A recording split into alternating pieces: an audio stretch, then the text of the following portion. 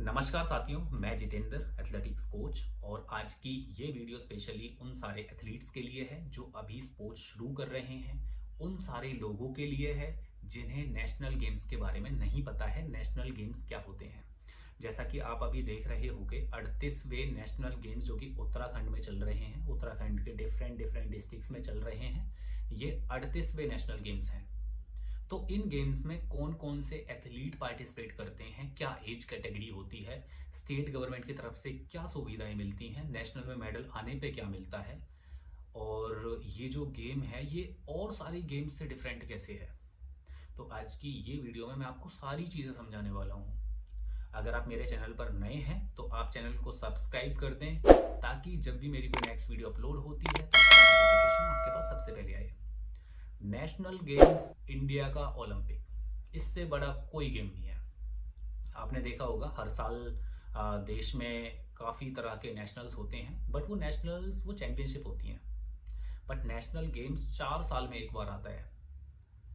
National games India का Olympic, इससे बड़ा कोई इवेंट नहीं है। लोगों का सपना होता है नेशनल गेम्स खेलने का। जिस तरह से लोगों का सपना होता है ओलंपिक खेलने का, उसी तरह से लोगों का सपना होता है इंडियन जो ये नेशनल गेम्स होते हैं, अपना एक तरह से माना जाए तो देश का ओलंपिक, इसे खेलने का। तो नेशनल गेम्स के बारे में सारी चीजें समझाऊंगा। नेशनल गेम्स 1924 में स्टार्ट हुए थे। 1924 में सबसे पहले लाहौर में हुए थे। लाहौर मतलब पहले पाकिस्तान भी इंडिया में ही था। तो 1947 में जब पार्टीशन हुआ तो वो डिफरेंट हो गए, हम अलग हो गए, वो अलग हो गए। और कम से कम भी 6 नेशनल गेम्स का ऑर्गेनाइज, जो 6 नेशनल गेम्स थे वो ऑर्गेनाइज हुए थे लाहौर में।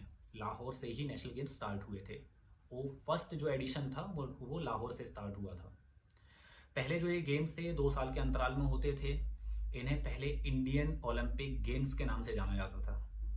बट 1947 जब देश आज़ाद हुआ तो वो अलग हो गए, हम अलग हो गए, और कुछ टाइम बाद इन्हें नेशनल गेम्स के नाम से जाना जाने लगा। तो जो ये सारी चीज़ें थी, कुछ टाइम तक ये ऐसे चला कि 1 साल के अंदर गेम होते थे नेशनल गेम्स, फिर 2 साल के अंदर होते थे, ऐसे ये तरीका चलता रहा। बट अगर हम इसका डाटा चेक करते हैं, नेशनल गेम्स का जो डाटा चेक करते हैं कि उनमें कौन कौन से एथलीट्स थे जो पार्टिसिपेट किए थे, कौन कौन से स्टेट थे जो फर्स्ट प्लेस पे रहे, सेकंड प्लेस पे ओवरऑल रहे, तो ये डाटा कहीं नहीं मिलता है।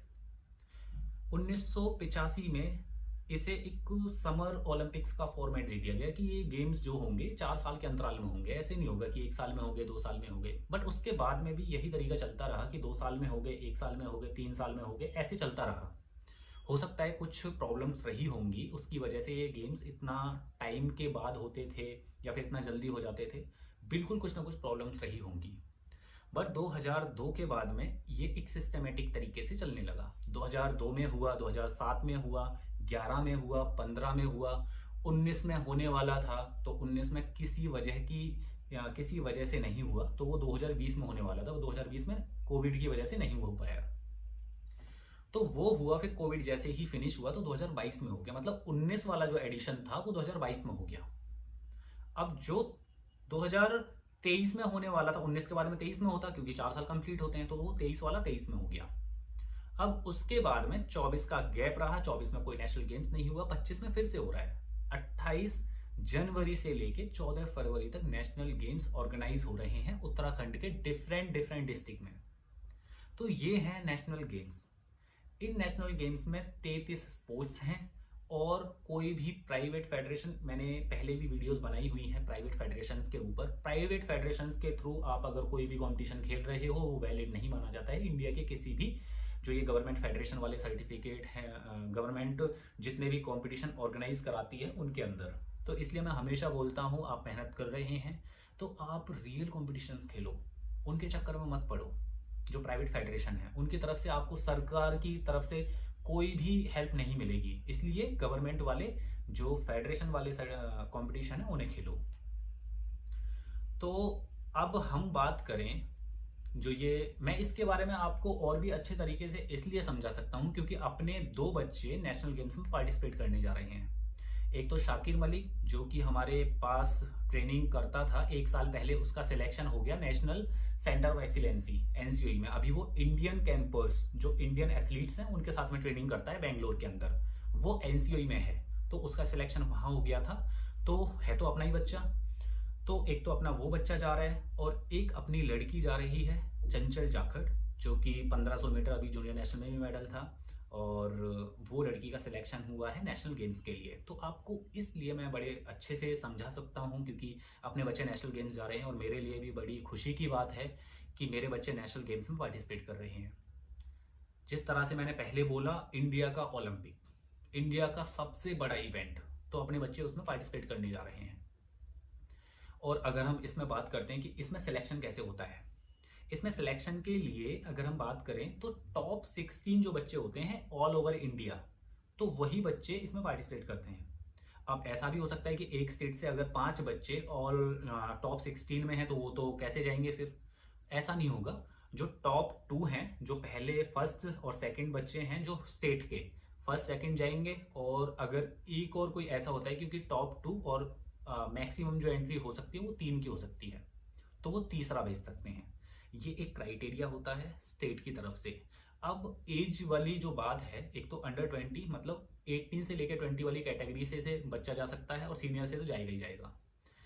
अगर कोई बच्चा ऐसा है जो 18 वाली कैटेगरी में बहुत अच्छा है तो वो बच्चा भी इन गेम्स में पार्टिसिपेट कर सकता है। एज का कोई चक्कर नहीं है। अगर आपकी परफॉर्मेंस बहुत अच्छी है, आप बहुत अच्छी परफॉर्मेंस दे रहे हो, इंडिया लेवल की परफॉर्मेंस दे रहे हो, तो आप इसमें आराम से पार्टिसिपेट कर सकते हैं। बट आपकी एंट्री स्टेट फेडरेशन भेजेगी। जैसे कि हम हरियाणा से हैं, हमारे एथलीट हरियाणा से हैं, तो हरियाणा एथलेटिक्स उसकी entry athletic federation of India को भेजेगी, नेशनल गेम जो हो रहे हैं उसमें भेजेगी। और इसका जो क्राइटेरिया है वो कॉम्पिटिशन जो होगा उससे 25-30 दिन पहले समाप्त हो चुका होता है, मतलब एंट्री जो भेजनी होती है वो भेज चुके होते हैं। और इसके बाद में हम बात करते हैं इसमें क्या क्या सुविधाएं मिलती हैं। जब बच्चा नेशनल गेम्स जाता है तो उसके रहने का, खाने का, सारी चीज, उसका पहनना वहनना, सारी चीज फेडरेशन की तरफ से दिया जाता है। अभी जो किट्स प्रोवाइड हुई हैं हरियाणा एथलेटिक्स की तरफ से, वो उन्होंने प्रोवाइड किया। उनके साथ में उसके ट्रैक सूट होते हैं, टी शर्ट होती हैं, सॉक्स होते हैं और जूते होते हैं, किट बैग होता है, ब्लेजर होता है। तो ये सारी चीज़ें स्टेट फेडरेशन की तरफ से बच्चों को प्रोवाइड करी जाती हैं और बच्चे कंपटीशन में पार्टिसिपेट करते हैं। जब वो कंपटीशन में पार्टिसिपेट करते हैं तो अपने स्टेट की जर्सी पहन के भागते हैं। जैसे कि अब बच्चा भागेगा तो वो हरियाणा की जर्सी पहन के भागेगा। तो ये है। और इसके बाद में अगर हम बात करें कि इसमें क्या क्या प्राइजेस मिलते हैं अगर आपका मेडल आ जाता है, कुछ स्टेट ऐसे हैं अगर आपके नेशनल में मेडल आते हैं तो आपको डायरेक्ट जॉब मिलती है, क्योंकि ये इंडिया का सबसे बड़ा गेम है। अगर आपका इसमें मेडल आता है तो आपको डायरेक्ट जॉब मिलती है। कुछ स्टेट ऐसे हैं जो डायरेक्ट जॉब ना देते हुए बड़ी ही अच्छी प्राइज मनी भी देते हैं। तो हर स्टेट की अलग अलग प्राइज मनी है जो बच्चों को प्रोवाइड करी जाती है, जो बच्चों को मिलती है नेशनल गेम्स में मेडल देने के बाद। तो ये जितनी भी चीज़ें मैंने आपको बताई है नेशनल गेम्स के बारे में, नेशनल गेम्स कितनी बड़ी चीज़ है इंडिया के अंदर, जो अभी चल रहा है उत्तराखंड में। अभी कुछ टाइम पहले हम उत्तराखंड घूमने गए थे, हमने देखा बड़ा ही शानदार और बड़ा ही सिस्टमेटिक तरीके से उन्होंने ऑर्गेनाइज किया हुआ है जो नेशनल गेम विलेज है, जो जहाँ पे गेम्स ऑर्गेनाइज हो रहे हैं। अलग अलग डिस्ट्रिक्ट्स में स्पॉट बनाए गए हैं, क्योंकि सारी फैसिलिटी एक जगह नहीं हो सकती हैं, तो इसलिए उन्होंने अलग अलग डिस्ट्रिक्ट में सारी चीज़ों को बांटा हुआ है और वहाँ पे वो बड़े ही अच्छे तरीके से गेम्स ऑर्गेनाइज कर रहे हैं। तो जितनी भी चीज़ें मैंने आपको समझाई हैं नेशनल गेम्स के बारे में, आशा करता हूँ आपको समझ में आ गई होंगी। अगर आपको कोई भी कंफ्यूजन है, कुछ भी पूछना है, आप मेरे को इंस्टाग्राम पे मैसेज कर सकते हैं, यहाँ पे मेरा नंबर भी दिया हुआ है। आप मेरे को कमेंट बॉक्स में लिख सकते हैं कि आपको किन किन टॉपिक्स पे नेक्स्ट वीडियो चाहिए। वीडियो को शेयर ज़रूर करना, उन लोगों को शेयर ज़रूर करना जिनको आप चाहते हो कि ये काफ़ी हद तक एजुकेट हों इस चीज़ को लेके भी, ये भी जानें कि ये चीज़ें हैं क्या। और मेरी वीडियोस हमेशा बड़ी ही इन्फॉर्मेटिव होती हैं, रिसर्च बेस्ड होती हैं। मैं खुद अपने बच्चों पे एक्सपेरिमेंट करके चीज़ों को शेयर करता हूँ आप लोगों को। तो आप इस वीडियो को ज़्यादा से ज़्यादा शेयर करना। अगर आपको वीडियो अच्छी लगी है तो वीडियो को लाइक ज़रूर करना। मिलते हैं फिर से नेक्स्ट वीडियो में।